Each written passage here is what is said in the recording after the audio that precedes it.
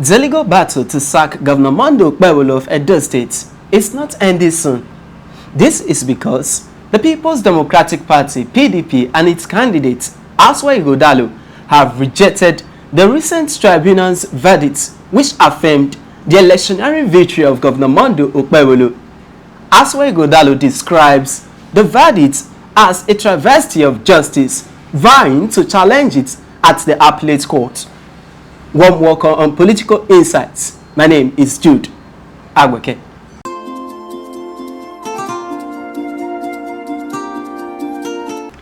Today we will delve into a detailed analysis of the judgment delivered by the tribunal, its implications for Edo State politics, what next for the People's Democratic Party (PDP) and its candidate Aswa Ighodalo. But just before then, take a look at what transpired at the tribunal sitting in Abuja, where the judgment was delivered in favor of Governor Monday Okpebholo of Edo State. The tribunal, in a unanimous decision led by Justice Wilfred Boshi, upheld the election in favor of Governor Okpebholo, noting that it found no reason to nullify the outcome of the governorship election in Edo State held on September 21, 2024.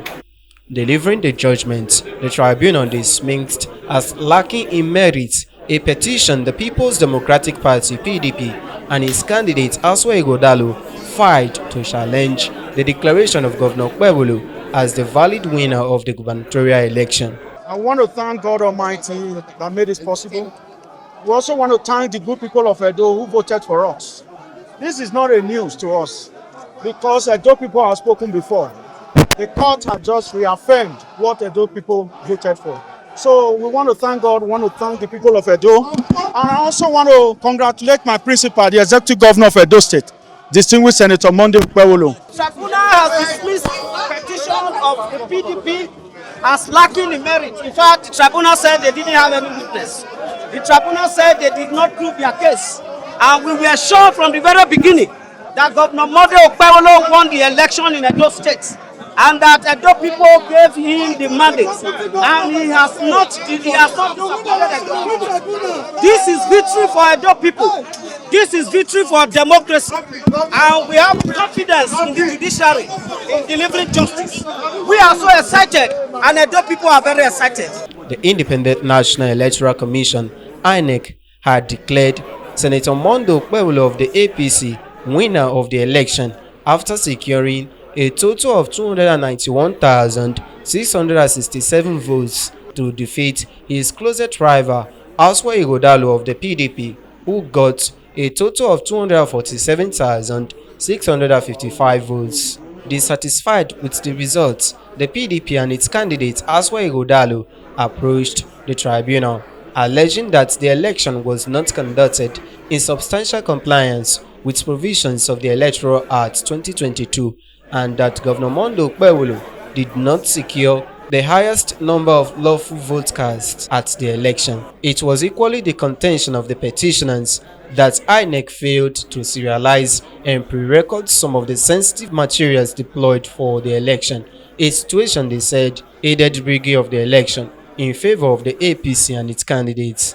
The petitioners alleged that there was a wrong computation of results in 765 polling units in the state, even as they produced 19 witnesses that testified and tendered exhibits before the tribunal. Among exhibits, petitioners tendered before the tribunal were a total of 153 bimodal voter accreditation system (VOS) machines used in 133 polling units. According to the petitioners, results from the polling units were manipulated at the collation centers, a situation they said resulted in overvoting in favor of Governor Monday Okpebholo. The tribunal in its judgment held that the petitioners failed by way of credible evidence to establish why the outcome of the election should be nullified, pointing out that the onus of proving that Governor Okpebholo was unduly returned by the INEC rested squarely on them. The tribunal held that the PDP and its candidates merely dumped exhibits before it without demonstrating them through competent witnesses as required by the law. It held that most of the witnesses that testified for the petitioners gave hearsay evidence, stressing that failure to produce polling unit agents, presiding officers, or voters that participated in the election to testify proved fatal to the case of the petitioners. More so, the petitioner held that none of the BVAC machines tendered before it was switched on to demonstrate the number of votes recorded in the disputed polling units exceeding the total number of accredited voters, pointing out that the petitioners merely tendered what they termed BVAC screenshots in aid of the allegation. It further held that the petitioners failed to prove the allegation that INEC did not substantially comply with provisions of the Electoral Act in the conduct of the election. Meanwhile, the tribunal also dismissed the Action Alliance and Accord Party's petitions against Governor Mondo Gbewolo. Today is the judgment of AA against APC and the governor. Today is the judgment of Accord Party against APC and the governor. Then why today also is the judgment of PDP, against APC and PDP and the governor. Well, we are happy that all the three petitions we won all. Mondo Gbewolo is the governor of Edo State. He was elected by Edo people. And we are using this opportunity to call on everybody in the state to come together at this point so that we can move the state forward. There are a lot of things, a lot of challenges in the state. We are calling on everybody because this is victory for everybody in the entire state for them to come together so that we can move the state forward. Dissatisfied with the dismissal of his petition, the PDP candidate Aswa Igodalo vowed to challenge it at the Court of Appeal. In a statement shortly after the ruling, Aswa Igodalo described as a travesty of justice the affirmation of Governor Mondo Gbewolo as the winner of the gubernatorial election. Hence, he would proceed to appeal the judgment to preserve what he described as collective rights of the electorate in Edo State.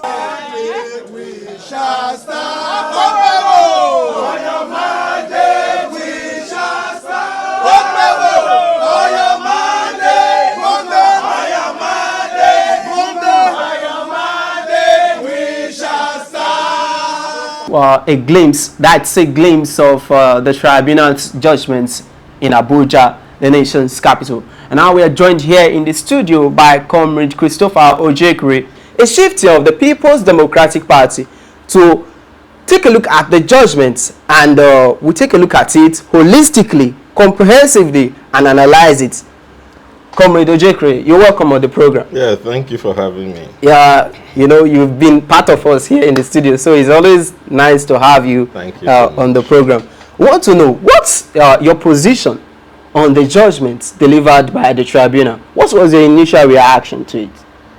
Well, we were not just surprised, we were disappointed.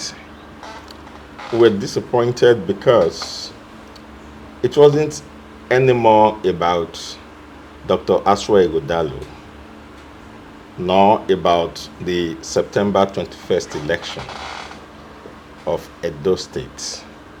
It was now an issue that have assumed international dimension, where the entire world was looking up to this particular case as the statement the judiciary will make to the world about whether it's prepared to contribute to being the vanguard of democracy in Nigeria, whether it's prepared to rein in the excesses of the Nigerian political class, whether Bola Ahmed Tinubu, the touted Democrat, will use this particular case to demonstrate to the world that he's recommitted to the democratic ideals for which he was known in the days of Nadeko.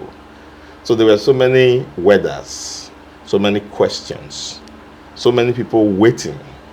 So when they disappointed the world, not just PDP and Aswa Ighodalo and of course Edo people. We were flattened. All energy left us because we were wondering whether they didn't understand the implication of the number of international and local, election watchers that have not only commented, done analysis, but given raw data about what transpired in September 21st in Edo State.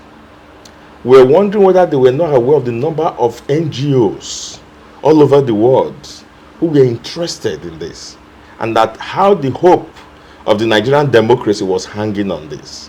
So we felt very bad and disappointed, but not in any selfish way, beyond ourselves, at the kind of tragic trajectory that we are seeing at play.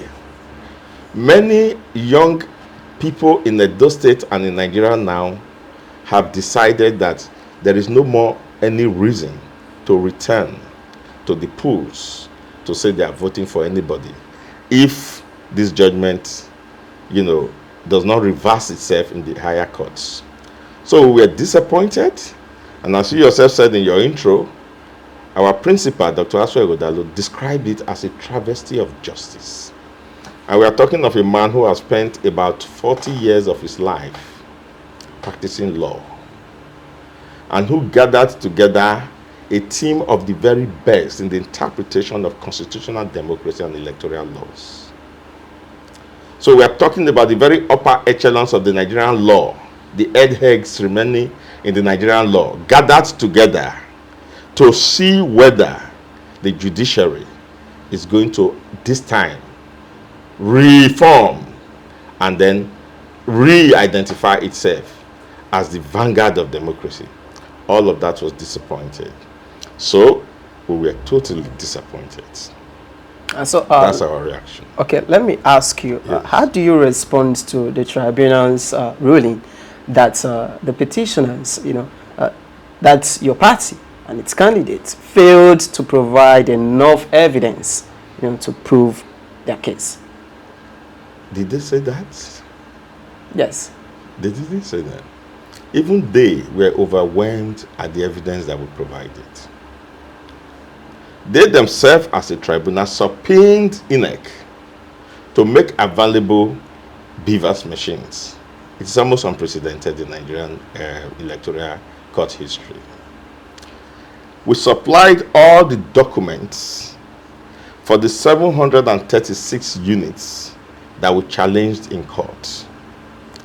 We demonstrated that the results in the units that during the voting were accurate and in tandem with our own results. But we proved that when it got to the collation centers, of which those 736 units comprise, we proved the point that it was at the collation centers that you now find irregularities between the consistent and sequential logical results that have proceeded from these units to those collation centers. We proved all of that with paper documents and with the BVAS machine they have themselves. So, how would they say? And they admitted all of that in evidence. They admitted all of that in evidence. So how would they say we did not provide enough evidence to nullify the election? Yes, that we have not been able to prove our case. What has not happened is that the judges, the Justice Wilfred Bochi's led tribunal, have refused to apply the law. They misapplied the law. They went out of the law to give their own premeditated interpretations and then denied the whole world and Edo State of democracy. The application of the law would have said, on the basis of supplied evidence, which you yourself admitted as evidence, and then, cleared, that on the basis of those evidence, you will give the judgment to the winner of the election, which is Dr. Aswe Ighodalo. So on what ground are we disqualified? We are not disqualified for want of evidence. We supplied enough. So they said, according to them, that the evidence we provided, which is in black and white, which they could see with their eyes, that they would rather play blind until we go to 4,000 plus units in Edo State to provide witnesses. Yes. If we thought that we had problems with 4,000 plus units in Edo State, we would write our prayers. That is what we will go to court to pray, to ask for. That in 4,000 something units in Edo State, we find irregularities. And as a result of those irregularities, we have been denied our mandate. But that wasn't our prayer. What we took to court was that in 736 units in Edo State, we find irregularities substantial enough to change the so-called INEC declared results. And then when you take a prayer to court, the onus is on you to prove that in those 736 units there are irregularities. And that's what we did. Having proven that there are irregularities, the judges were heard, by the law. And the only way they could now miscarry justice is to twist the law, because the law has heard them. So what did they do? They now said we should go beyond our prayer. I've never heard that in court. Rather, what I have heard in court is that you make a particular prayer and then you are asking the judge to go beyond your prayer to give you judgments. And then they will tell you, no, it is the prayer you bring to court that the court responds to. Now we bring prayer to court, and the court, constituting itself into the fourth respondent, itself as a judge and itself as a tribunal that is supposed to adjudicate, now constituted itself into one of the lawyers to be arguing as a respondent to our case. And the argument that he gave was that we did not provide witnesses for 4,000 and something units. So you think that the tribunal really did not serve justice in They didn't serve the cause of justice. They didn't adjudicate. Rather, they made themselves the fourth respondent. Because to adjudicate would adjudicate on the evidence before the court, not extraneous evidence, not external evidence, evidence before the court. What are the instruments of conducting an election? The various INEC forms, EC8 and so on and so forth, and then the Beavers machine. We supplied those ones. We brought the forms and we brought the machines. We'll get to talk about yes. those ones later. So what's the implication of this judgment for your party and its candidates as well? Did you say we'll come back to what you just said? Yes, we'll come back later, yeah. So let me go with your own flow. Yeah. The implication is what I have tried to give in the introduction. Aswe Ighodalo as an individual was already a man who you could say, by the grace of God, has peaked in his achievements and success as a human being, who has fulfilled his achievements, his goal. He has reached the pinnacle of his career. So what he wanted to do as a person was to plow back into society, not just good governance, but role modeling. And then to let society know that if you believe in hard work as he believed, and who is that society? You and I, especially you. That if you see Aswe succeed in the governorship race that he ran, then you will stick to hard work and you will stick to faith in the Nigerian system, in the Nigerian judiciary and in the Nigerian democracy. all of that is what this judgment is threatening to destroy.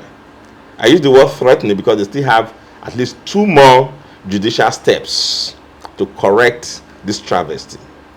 That's what they seek to destroy.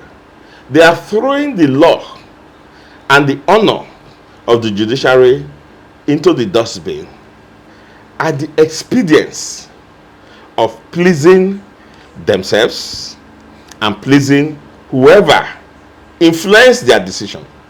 The law did not influence their decision. Democracy and the future of Nigerian democracy did not influence their decision. So whoever and whatever influenced their decision is whom they are serving, and not the Nigerian public, nor justice. So the implication is far more reaching than just saying a man was denied of his mandate. It is a dangerous precedent that must not be allowed to stand. Because if you want to destroy a society, just make the people know that there is no hope for redress, no hope for justice. And then you are sooner actually going to descend into what Thomas Hobbes described as the Hobbesian state of affairs, where life will become short and brutish. So do you think that the tribunal's decision will affect the credibility of Nigeria electoral process? We are hoping that the Nigerian decision will actually redeem the Nigerian or the credibility of the Nigerian electoral process, but probably more especially redeem the unfortunate reputation the judiciary is fast building for itself.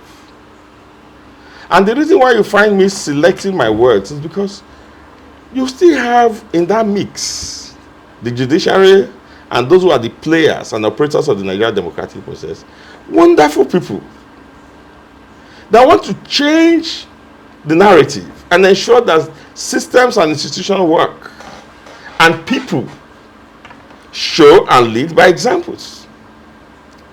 But we just have crowding us out all the time. People who have thrown all these principles and morality and all the ethics of professions into the wind to satisfy whatever influences them, to do the things they shouldn't be doing to our democracy, our judicial system, and our nation. So we are totally disappointed. What role do you think the electoral umpire, the INEC, played in this disputed election? And should there be any responsibility for it? They played the role of an irresponsible institution. INEC was afraid to take responsibility for their own results that they fed into their own beavers and recorded in the various forms that they provided the polling agents in the units that conducted the elections. INEC was supposed to stand boldly and defend those results, and then uphold first the reputation of the institution, and then more importantly, the sanctity of the judiciary, and then the inevitable sanctity of democracy. If you do not uphold the sanctity of democracy, you are going to degenerate into anarchy. So you either have a democracy that works, or you don't want to know what is the opposite of that. So INEC should know that as an independent, so-called and so named, National Electoral Commission, they are actually the custodians, in quotes, of our democracy. If it fails, it is INEC that will be the first to be held responsible, and then the judiciary. All INEC needed to do to end this case and make it easy and make life easy for everybody was to say, yeah, those results from the polling units We own them because it was our polling agents, officials that recorded them, signed by the agents of the various parties. These collations do not add up logically and sequentially from the results you got from the polling units. That's what INEC needs to say. And that puts paid to all of the discussions that we're having here. So how would you counter the tribunal's assertion that the petitioners, which is your party and its candidates, introduced new facts that were not originally in their petition? Which new facts? That you introduced new facts to the initial document you tendered. Which new facts? At the time you are submitting your evidence in court is when they are admitted. So if there's anything that is to be rejected, it's not during judgment. That is why after you have submitted everything, you're also given a date to come and address. All of that would have been discussed and rejected at that time to say no. The substantive case is this. You first submit your evidences and you even share it with your opponents. That's how it's done in court. So we didn't bring in any new facts. There are no new facts. From the word go, we had the facts. What we kept doing was for you to accept, for the judiciary, for the tribunal, to accept the fact. But the Justice Kpoti-led tribunal did not seem to be aware of the weight and implication that was on their shoulders. So what we were saying and what we are still saying is that at the point of collation, there was irregularity. There was no sequential and logical add-up from what you had in the units. We didn't dispute the units, we didn't contest. We only disputed the collation of the units we contested. And all the judge needed to do was to do the simple arithmetic that was before them, which all individuals who watched the election and bodies, international bodies and local bodies, have all done. They've all done the computations. People like Chidoka and the others did all the computation, showed it on all television all over the world. So the thing is, there was a premeditated judgment that was delivered. So it was actually the judges who added new things that were not there, because what they based their judgment on is strange to law. It's strange to law. So what's your response to critics, most especially the ruling party, that you had no case? That your case was really weak and the tribunal's judgment was inevitable?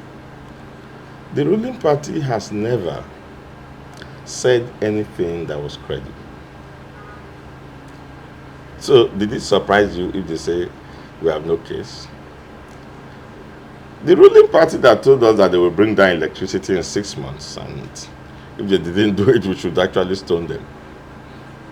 The ruling party that took our naira and threw it open to the air to begin to compete against dollars and the others and floated it. The naira now is still floating. We don't even know where the naira is going.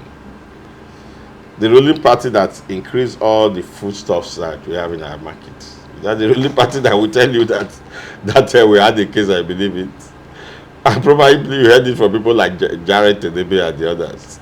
Is that the people that you are listening to? Does Jared understand fully what we are doing? Does he understand what it means? Does he understand? He doesn't understand. Somebody that told you that only 300 people that use internet in those states. How can you expect it to understand complicated issues like election petition? Even I here, not being a lawyer, I have to stretch my intellectual capabilities to the limits to be able to really understand the technical jargon. And then you are expecting the people like Jared. You mean a state chairman of a party?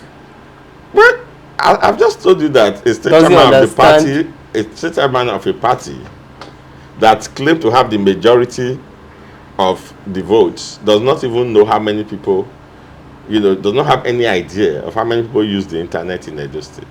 And he said that not in a local television here, not on ITV, on Arise, international television, with a smile on his face. And that man is still a state party chairman. So, Edo He was just over-exaggerating. He wasn't exaggerating. He defended it. Was he also exaggerating when he said that? Because it was campaign period. Was he also exaggerating when he said that Okpebholo not being able to articulate the budget figure was defensible, and that if anybody had any issues with that, they can go to hell and burn to ashes? Hell is the hell is the ultimate limit of destruction. So you can't exaggerate beyond hell. Was he exaggerating? So the thing is that the man opens his mouth and words sound out. So then he listens to what sounds out and takes responsibility for them. They're actually not a product of any mental cogitation on his part. So if he's telling you we had no case, they themselves know that they are thieves of mandates. I don't think, have you seen Oshomole speak with so much, verve, the way he will be speaking if they won? He cannot. It is only those who are more brazen-faced, like Garrett Enebe, that will just be talking anyhow, because, the fortune that he gained by this roguery, he never imagined he could reach there in his life. So, we are the majority. The majority of Edo voters gave their votes to Aswa Ighodalo. Edo people know that. That's a reality. What they did was to use the instrumentality of state, because they're in the federal, and then the president of the Federal Republic of Nigeria, Bola Ahmed Tinubu, for some reasons, is desperate to have Edo State to himself. So they didn't care what they did. That is an allegation. They brought 35,000 policemen, including other security forces that numbered about 8,000, to Edo to conduct an election. Now, Edo is the most insecure state in the federation.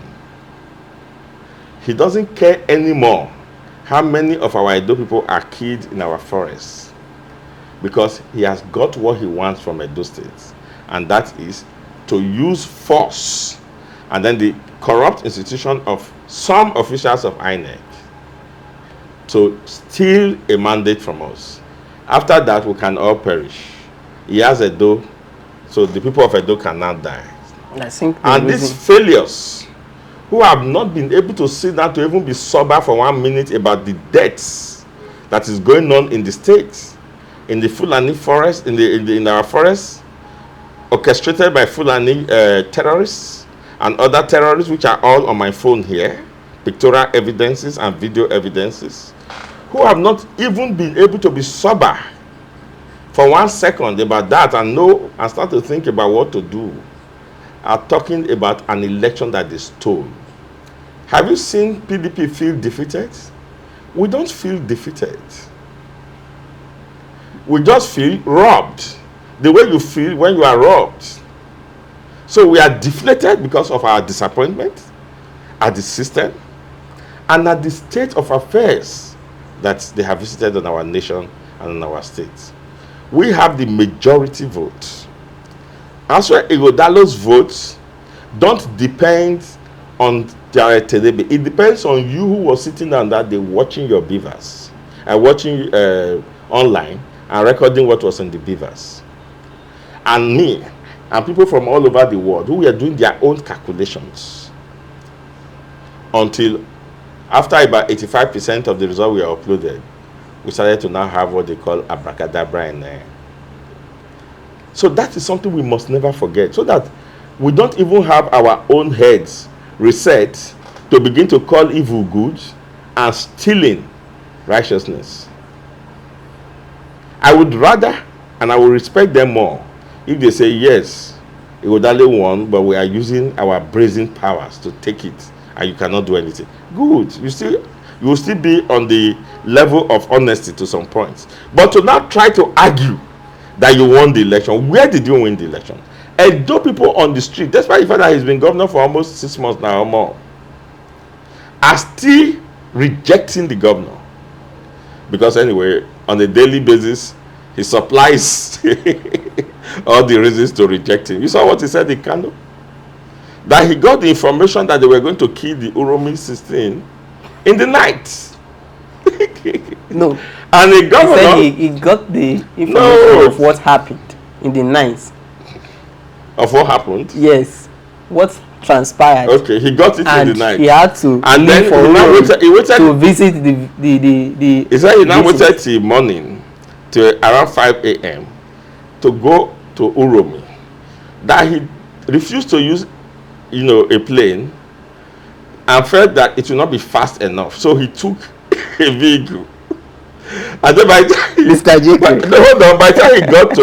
time he got to Uromi, instead of now discussing the 16 people, the irate fans, the mob that have come out with all the anger in the world to avenge their brothers who they think have been killed unjustly, suddenly forgot all about that and they started calling him 4+4 to demonstrate their love for him.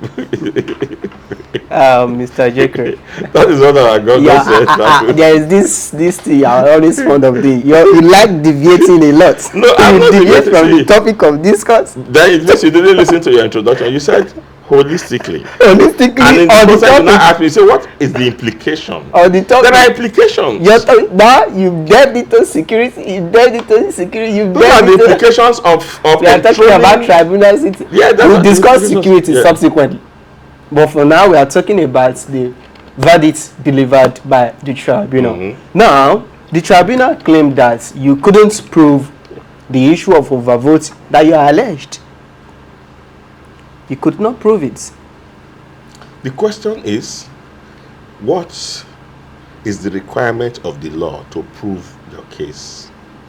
That you merely just supplied facts and no witnesses to testify, and the people that testified just gave hearsay claims. See, that's the point. That was what that's the point. That's why I told you that rather than the tribunal to constitute themselves into adjudicators, they consider themselves into the respondents. When you say evidence, evidence is something that you show as a proof that something happened or didn't happen. The instrumentalities of conducting election as enshrined in the electoral law and INEC's guideline is that they will conduct election and upload the results into the BVOS. They would have recorded it in all the various forms from EC8A and all that in the polling units. Is that not what the law says? What we needed to do was to provide evidence that the results that were uploaded and the results in the polling unit tally, and that we won by those results. That's what we did. Now, assuming there was no litigation, what would INEC depend on to announce the winner? Is it not the results submitted from the units by its own personnel and the results in the BVAS? Is that not what the professors who are recs look at? They will compute it and say by their computation, Dr. Aswa Igodalo scored or pulled XYZ number of votes as against Dr. Mondo Pueblo's XY number of votes. Therefore, we return Dr. Aswa Igodalo as governor. Do they invite the voters to say, okay, look at the computation before us, but all of you must stand one by one to say that we voted and that is the true number? Do they do that? Is it not the computation that they compute and then they add all together and then they come and announce it? Is that not how results are declared? So all you need to do is to take it to court like that. If that wasn't done, you take those things that they would have done to court. And that's what we did. So why are you now saying that we should not bring the whole Benin into the tribunal to begin to testify that they voted for Aswa Igodalo, when they have already done their voting and the processes you have put in place for the voting to be recorded has recorded the voting that they have done? So assuming, for instance, we had complained in 4,000 something words, we'll bring 4,000 people into the court to begin to testify that what is there on that paper is actually so on the polling unit. It's actually what happened in the polling unit day. It is almost stupid, at the risk of being accused of insulting anybody. It is almost stupid to think so. That's why we talk about processes and institutions. We must all agree that this is a procedure. And once we agree on that procedure, we must have faith in that procedure. And then that is what the court will uphold. So you are not to now say as a judge that having followed the procedure, I as a judge, I want further. That's the extraneous thing that they are bringing in, and you say they are accusing us. He is bringing in extraneous thing to the law. The law says that when an election is conducted in the polling unit and it is signed off, from ECFA is signed off on by, all the respective persons that should sign it, INEC personnel, agents, the security forces, that result become authentic. That is our law. That's our constitution.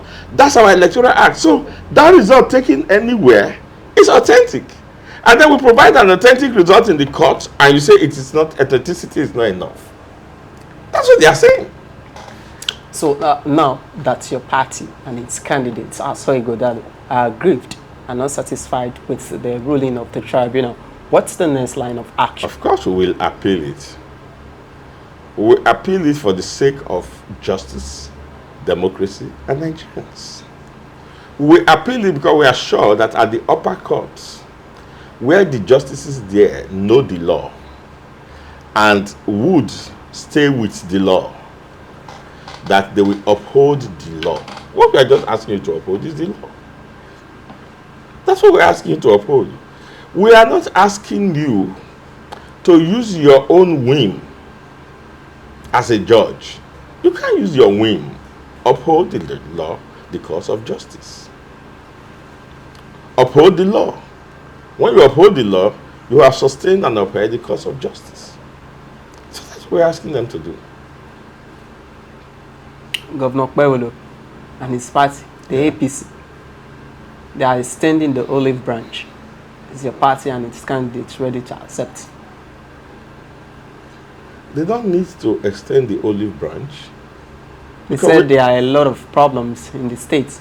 I'm quoting the state chairman of the party, Jared Senebe. Edo State is facing a lot of problems, and there is need for all of us to come together for the interest of the state.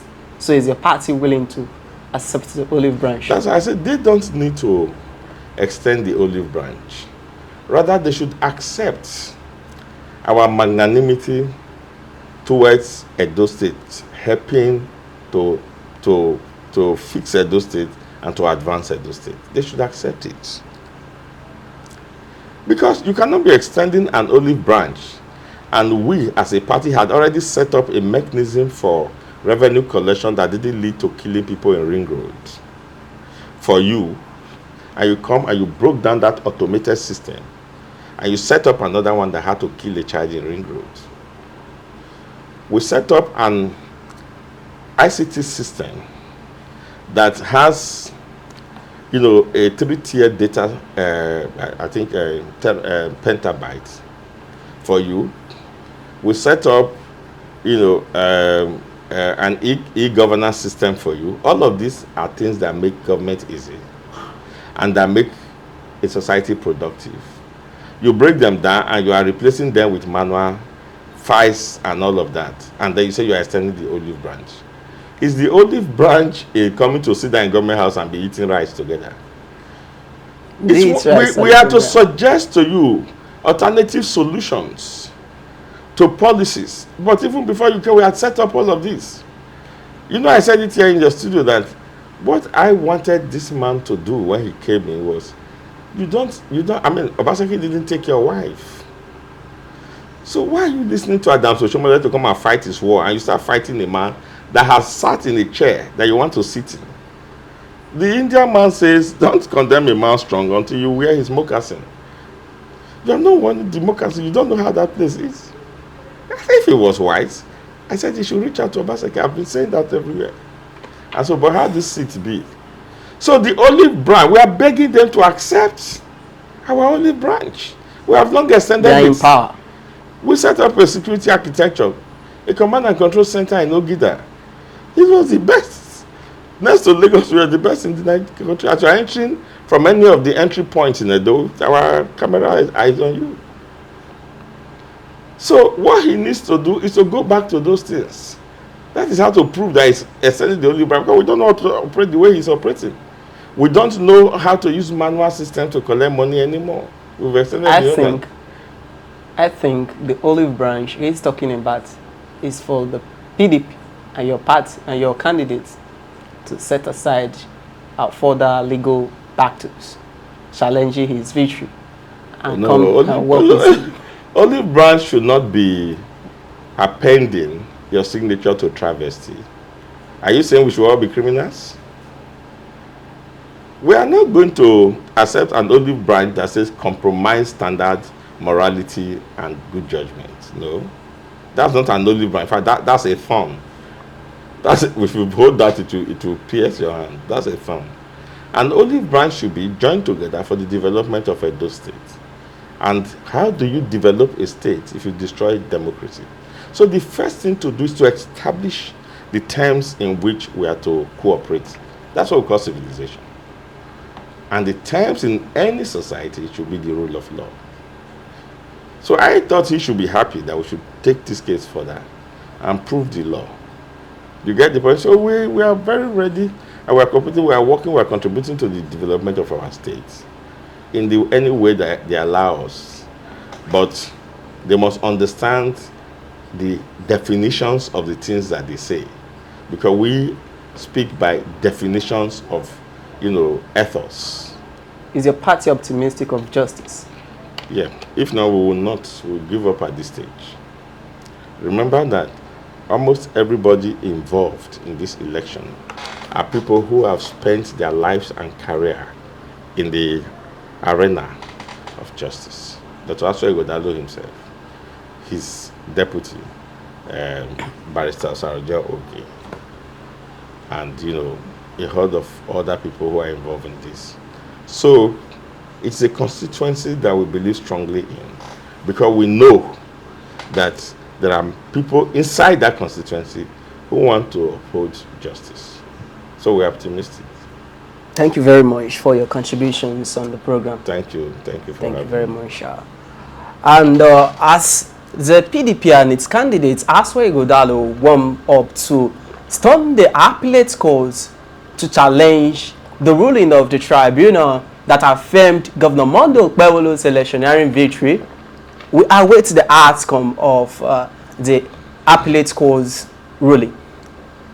And that's where we round off the program today on Political Insights. Do well to comment on the judgments. Share your thoughts on the topic of discourse using the comment section. Thanks for watching. My name is Jude Aweke. Bye for now.